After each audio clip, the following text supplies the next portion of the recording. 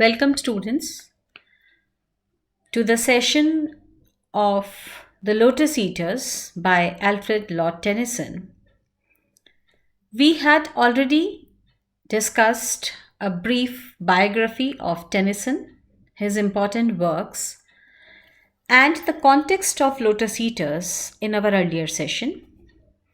Just a quick recap: the two poems that Tennyson wrote, The Lotus Eaters and Ulysses, are considered to be companion poems because both of them express two different moods in the life of Ulysses, and also they contrast with each other in style.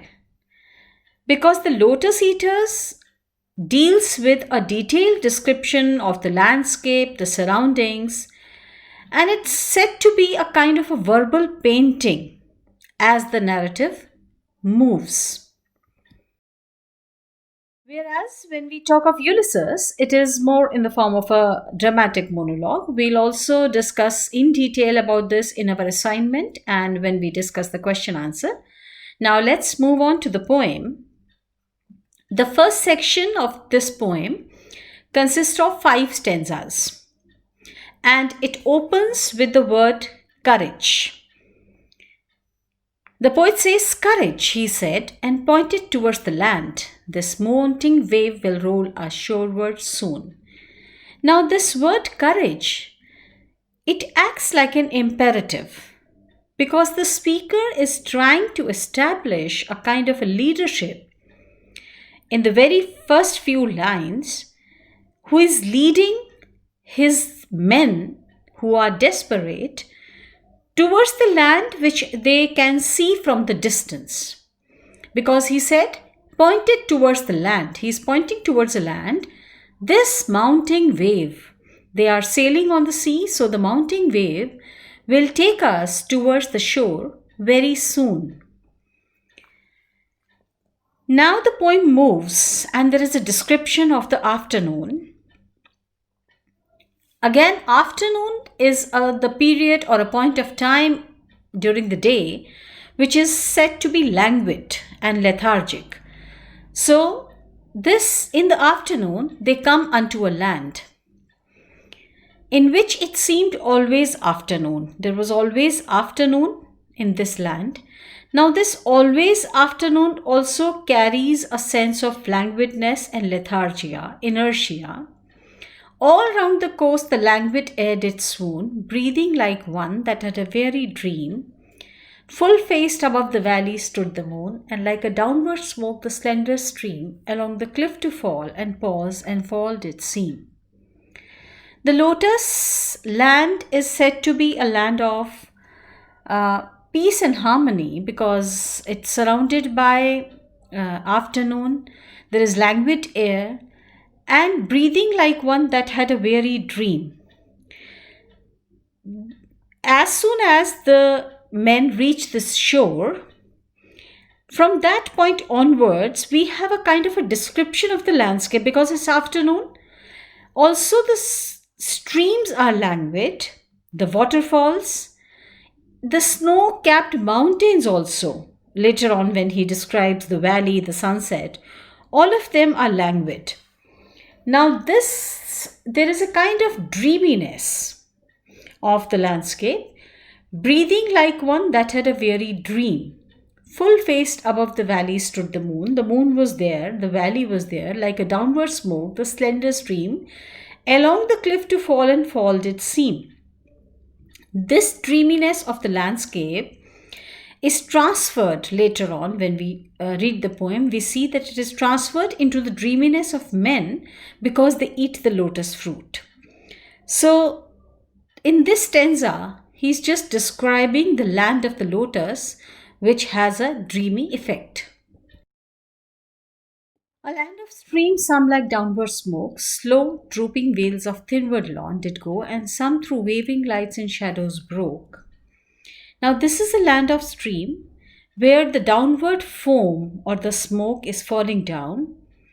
Slow dropping veils of thinnest lawn. It falls like thin cloth and some through wavering lights and shadows, and some of it forced itself through the wavering of lights, rolling a slumberous sheet of foam below. There was a sleepy sheet of foam which was flowing below.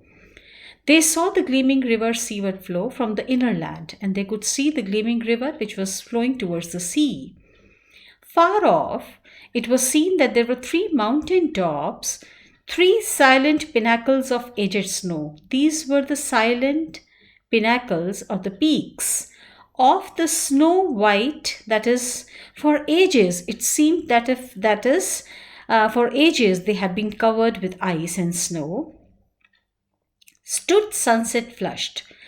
They looked red in color because they were sunset flushed with the color of the setting sun, and dewed with showery drops, and they were dewed and covered with the drops of shower. Up clomb the shadowy pine above the woven copse, and the pine trees. Up clomb the shadowy pine. It was climbing from above the pine trees, the woven copse, the dense copse or the jungle or the forest in which there were pine trees. The sunset flushed. It was trying to peep out from that. That sunset, which seemed to be charmed, that means sunset seemed as if it was under a spell or a magic. Sunset lingered low adown. It seemed as if the sunset was lingering in the sky, down in the red west, through mountain clefts the dale, and the mountains were opening the dales, the valley, which was seen from far land, and the yellow down, the yellow highland or the duns. They were bordered with palm trees and a winding vale, a kind of a zigzag valley, and meadow set with slender galingale. And the meadow was completely covered with a slender grass, which is known as galingale, a land where all things seemed the same. This was a land where all things always looked the same, and round about the keel with faces pale. And since they were sailing in the ship, when they looked at each other, their faces were pale, dark faces pale against that rosy flame. Their faces still looked pale against the rosy flame of the sun, and the mild-eyed melancholy lotus eaters came. And this is how the soft-eyed or the mild-eyed melancholy lotus eaters, the people who were eating the lotus plant, they came intoxicated to the land of Lotus. They were carrying branches they were carrying branches of that enchanted stem of lotus, which was laden with flower and fruit, whereof they gave to each. They were giving this to each of them, but whose did receive of them? But whosoever received it, ate it, and tasted it, to him the gushing of the wave far, far away did seem to moan and rave. For such a person, the gushing of the wave, the mounting wave, seemed as if it was moaning and raving and howling from far away. On alien shores, on such alien or the foreign land or the shores, if his fellow spake, his voice was thin. If the mariners wanted to talk to each other, they seemed as if their voices were thin as the voices that came from the grave. That means their voices seemed so thin as if they are coming from a deep grave. Deep sleep he seemed, yet all awake. It's a contradiction, it's a paradox. They seemed deep sleep, but still they were all awake. And music in his ears his beating heart did make. And there was a continuous music that was going in their hearts. The mariners, they sat down upon the yellow sand, between the sun and the moon upon the shore. This was a place where sun and the moon upon the shore, the sun was setting and the moon was rising. This was the time. And sweet it was to dream of fatherland. They all were thinking about fatherland, that is their country, Greece, of child, of their wives, of slaves, but evermore, most weary seemed the sea. When they looked at the sea, it looked as if the sea was also very tired and weary. Weary the oar. Their oars were also, the ship oars were weary. Weary the wandering fields. The wide, expansive fields were also weary. And barren foams. The foams were also barren because of the infertility of the plains, then someone said, "We will return no more." Then suddenly someone says that we are not going to return to our country. Our island home is far beyond the wave because we are so tired, and our island is beyond the wave. So, since we are no longer in a position, or we are so tired that we don't want to roam no longer, so we are not going to our homes now. Then starts the coric song, and the coric song is the most important part of lotus eaters since they have reached the land of lotus. Uh, it is a song which is sung by the whole company of mariners who decide on to stay onto this lotus land rather than return to their native land because they are tired of work, tired of struggle, and they wish to spend their time leisurely on the lotus land, which is free from noise and bustle and all such feverish activity.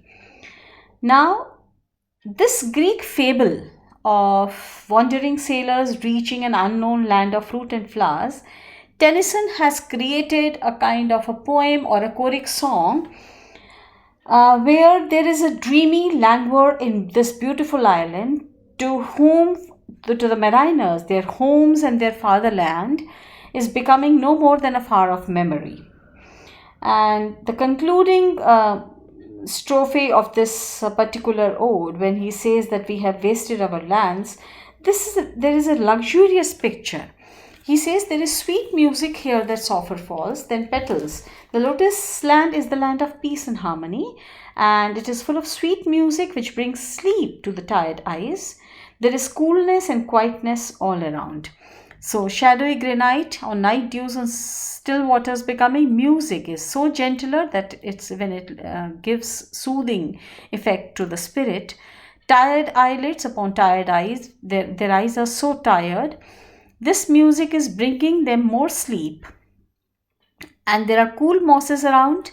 The moss and the ivories, they are creeping around, and in the stream, the long-leaved flowers, the long-leaved willow flowers, they are weeping as if they are weeping, and from the craggy ledge, the poppy hangs in sleep, and everything is in a state of dreaminess and drowsiness.